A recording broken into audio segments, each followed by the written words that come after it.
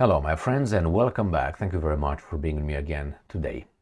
Two topics for this video. The first one, Vladimir Putin, the president of the Russian Federation, defines Russia's goals of military operation in Ukraine. He comes out and says, you know what, this is why we are in Ukraine, and this is what we are expecting to achieve. Now, for people who are familiar with the issue, with the Russian position on what's going on in Ukraine, they know very well why Russia did what it did. I know the other side lives in an echo chamber, claiming and trying to convince their bottom feeders that Russia invaded Ukraine unprovoked and in an unjustifiable way. The problem is when you have a quarrel, you have a problem, and you really want to issue, you have to listen to the other side, take the other side's concerns into consideration if you really want to solve it. Sometimes you might not solve it, but then you get in a scuffle and then you will solve it because you have to solve it. Otherwise, things will escalate out of control, and you don't want that. So you have to make compromises. So this is the first topic. The other one is Donald Trump is getting eager beaver, or very anxious, to meet with Putin. Emergency meeting. I wonder why. What's behind all this? So let's start with the first topic, and that is coming from Russia Today. It is from May 18th, 2025. Putin outlines results Moscow seeks in Ukraine. Now, if by now you do not know what those results are, could mean a number of things, but if you stick around, we're going to let you know what the Russians are saying. Remember, in any misunderstanding, contact, dialogue, they always help in resolving problems. If you want to resolve the problem, if you don't, then you get to war. That's where these guys got.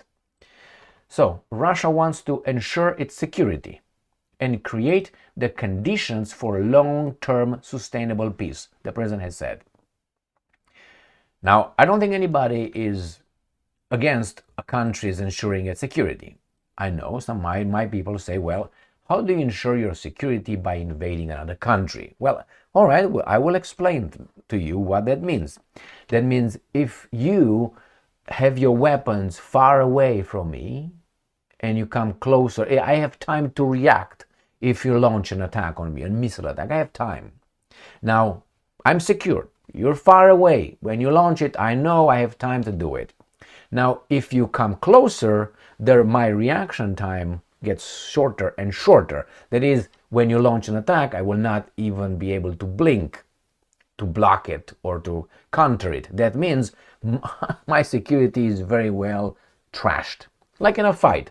If you stay far away with the distance, you can do all kind of baboonish things. But if the guy comes closer, then you understand you either keep the distance, increase the distance, or you shorten the distance. That means if he has the hand here and he moves towards you, look how close it comes without even punching. So the same here. The Russians said that's a security threat for NATO, which is not a defensive organization.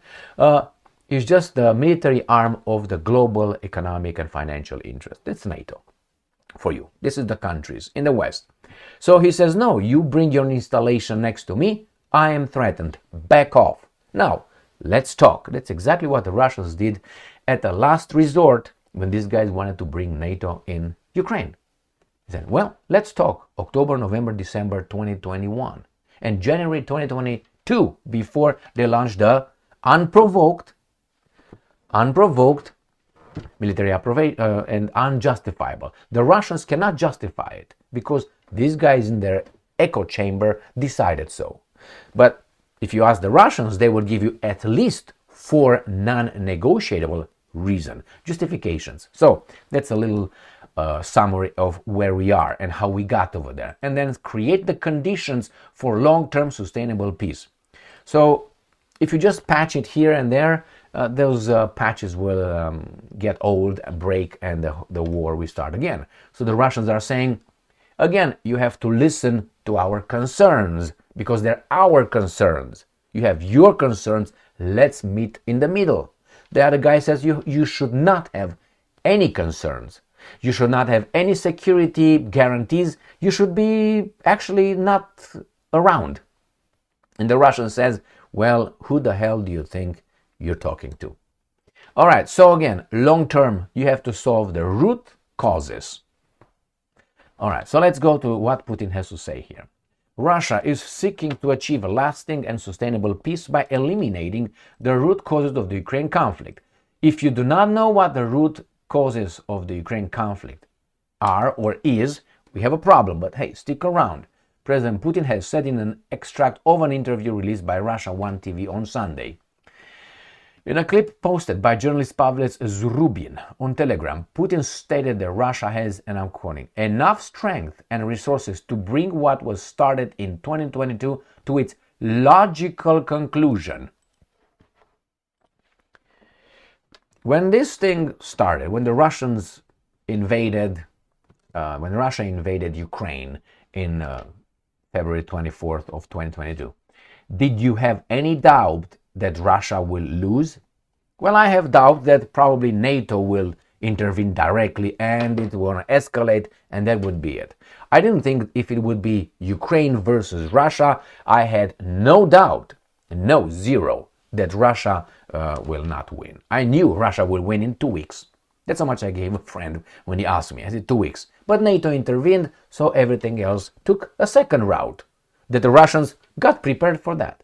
So this is where we said logical conclusion. Logical conclusion is you can't beat a nuclear armed country. That's a logical conclusion. We're going to have a mutual destruction, which I know you don't want, because you actually going to come out and say, are we fighting for the Ukrainians? Am I going to endanger my children's future while I'm on top of this world? I'm talking about the guys in charge. Just because of the Ukrainians, they will make peace just like that. And Putin knows that. They all know it. That's why when these guys say we're going to inflict a strategic defeat on Russia, what are you talking about? They will always can threaten you with something bigger that is going to be mutual destruction. The Russians don't even have to launch any missiles towards the West. If they detonate everything on their territory, the planet is going to crack. The planet is going to crack. Idiots. But anyway, let's move on. Russia wants to eliminate the causes that caused this crisis, create conditions for long-term sustainable peace, and ensure the security of the Russian state and the interest of our people in those territories that we always talk about. The president was apparently referring to Crimea and Donetsk, Luhansk People's Republics, and the regions of Kherson and Zaporozhye, which overwhelmingly voted in favor of joining Russia in the referenda in 2014-2022. All right, so let's see what's going on here. Commenting on the ongoing diplomatic engagement with the US to settle the conflict, Putin acknowledged that, and I'm quoting, the American people, including their president, have their own national interests. So we have the same thing. We respect that and expect to be treated the same way. Russia was not treated as an equal for a long time. Why? Because it was weak, economically weak, a lot of corruption, a lot of oligarchs over a certain kind of stripe, sucking dry Russian wealth, and then Putin showed up, and Putin said, that's it, Konец film. From now on, we're gonna focus on our national interest. He got rid of the oligarchs, who most of them flew to London. You can find their names and their real names and origins. And then he started building the economy and taking care of the organized crime, including the military, updated and upgraded, not as a massive, but a pinpointed force. That's what Putin did. He tried to modernize his army. All right, so he says, if you have national interest, we have national interest. If you do not take our national interest into consideration and our sphere of influence, we should not take yours. And you say, who gives you the right? The same who gives you the right. But this is called justice, reciprocity. The problem is, in the real world, there's no justice. The justice is based on who's stronger. That's what justice is. Now they tell us that all in front of the law, we are equal and so on. There's always turning and bending the justice. All right, here, Sputnik. Long-term peace and security. Putin defines Russia's goals of military operation in Ukraine. This is the elimination of root causes, safeguarding security of the Russian state. That's what he said. So what is that? What do you think is the long-term? What are the root causes? NATO. And not NATO. Because as I said, NATO is the military arm, the enforcing arm of the big financial economic interests of people who took over, who control the West. That's it. The West, not China, not the East, the West. So they use these baboons here because they're a little bit more, wealthier. That is, they print their own money. And to expand and enter other countries with, special treatment. That means you should open your country to me so I can plunder it however I want. And if you say no, then my paid politicians will make sure that they find some violation in your human rights. And after that, we have to intervene because we have some people in your country that will request for our support. And since we help everybody, we will indulge. And we'll come over as an alliance, always, because we're strong. Alliances show strength and shows courage, especially courage. An individual fighter shows, cowardness or something. Inversion of reality, that's what it is. And then they destroy that country, and then they reconstruct with the guys who actually started the whole thing. This is how things are. Got it? This is NATO, the defense military organization. And now let's go to Trump, who seeks an emergency meeting with Putin. Why is that? Take this out of your mind. Trump is not talking to Putin because he has such a big love for humanity. I can't read his heart, but I read his words and his actions. And that is, he's very much uninterested in Gaza. Did you notice that? Why is that? Why is Trump not very interested in the calamity that occurs over there? And he says, stop the killing in Ukraine. We're going to impose sanctions on Russia if they don't agree with that. I don't hear him switching and using the same terms, the same threats towards that conflict, which is, So that's why Trump must be something else, why he wants to do this. What do you think it is? He doesn't want to get sucked into something that could escalate. For 3 years and a half almost, NATO, with sanctions, with military operations, with trainers, enforcers, with intelligence, with weapons, with all these baboons, tried to kneel Russia for 3 years and a half. And they didn't. They couldn't. The Russians are still advancing and doing just fine. What are you going to do? Continue? The Russians said they are ready. They mentioned now the war between Russia and Sweden. He said it lasted 20 years or 22 years.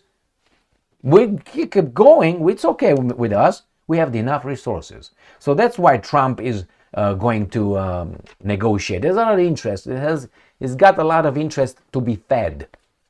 Like the banks, like the military-industrial complex, like the energy sector. He has to feed them. How? He opens new markets. How do you open a new market for a military-industrial complex or for the banking system? By destroying something. You can say, oh, you know what? We're going to develop right now, Albania by investing over there. The military, like what? You have to show a boogeyman. You have to show a reason why Albania should arm. In order to arm, being so wealthy, Albania needs loans. Who's going to provide them with loans? And who's going to provide them with weapons? And how do you build the weapons? With energy.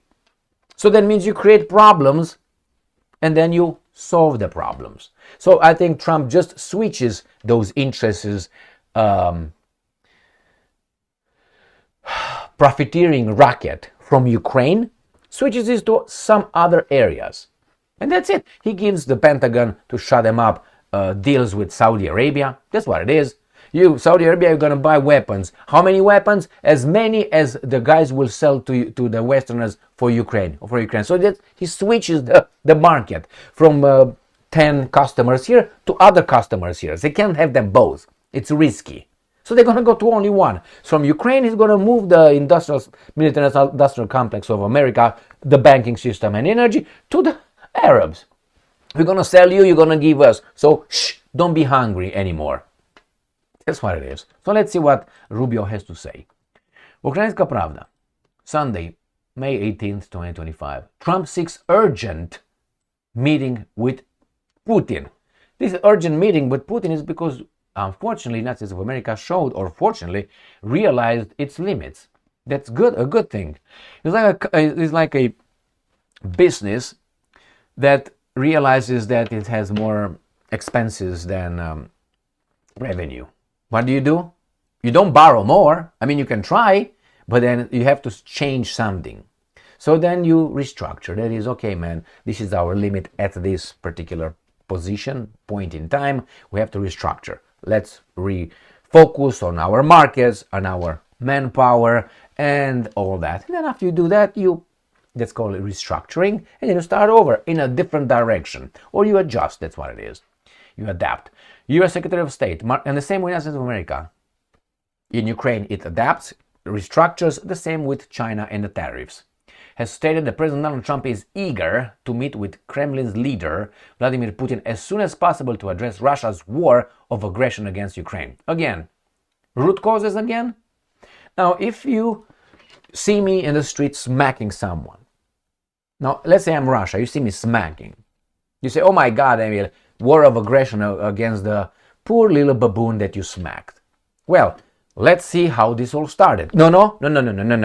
We're not going to go back chronologically or what happened. No, and what caused this. No, we're not interested. We just take it from there. You smacked that person. But wait. That person killed my family a minute ago. No. War of aggression. You smacked Ukraine right here. No, but that guy killed my family a minute ago. No, we don't take that into consideration. That's unprovoked and unjustifiable. You can't justify smacking the guy. This is how these guys behave. Do you think they're stupid? If they're not stupid, they must be criminal, because they know exactly. Everything I told you, these guys know. They just choose to ignore. Why? Interest. So yeah, he wants an emergency meeting with the Kremlin leader. Remember, Putin is not a president, he's a leader. But President Zelensky is the president, including the guy from Syria, the reformed jihadist, is called a president, unelected, mind you. But it's okay. He does he's our president. Thank you very much for being with me again today. I hope they meet. And I hope they meet the sooner the better and have a conversation. I hope they have the power to do certain things together. We'll see if they will be allowed. Stay strong, stay smart, look for the truth, and be just.